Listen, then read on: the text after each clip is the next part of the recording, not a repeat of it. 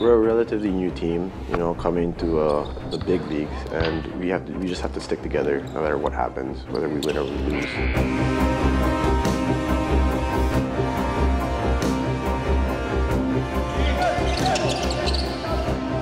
We do not want to be pushovers.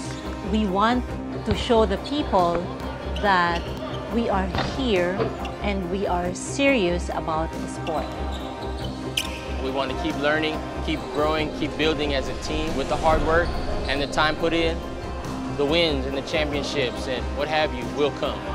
Yung bagong team, ito yung nagbibigay ng pangarap, pag-asa sa bagong atleta na gusto matupad ang kanilang mga pangarap, katulad ko na bumalik sa PBA, sa professional basketball.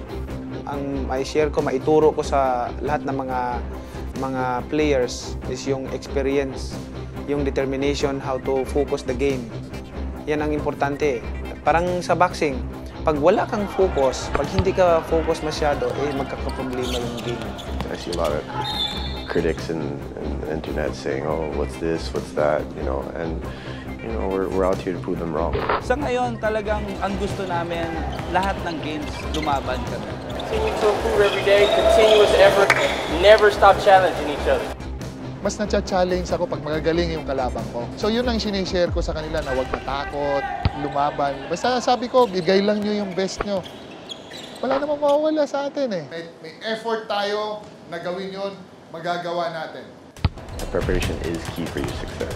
When our first game comes, I'm pretty confident. For the first game, it's gonna be fun and exciting. It's always been my dream, always.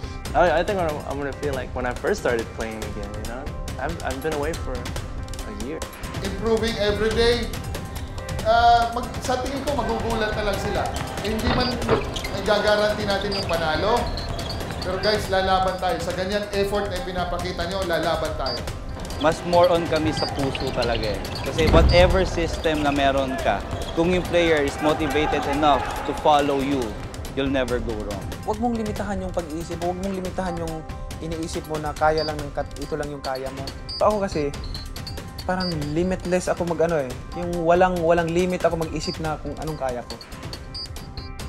It's gonna be a hard-fought battle, hard-fought game. Ready na ako sa season na to. 100+% na ready ako kasi pinagdarasal ko to every night. O ito na. Sabi ko sa kanya, sabi ko kay God, hindi ko napakakawalan to. We're young, we're hungry, and we're out to prove something. I'm really excited, very excited.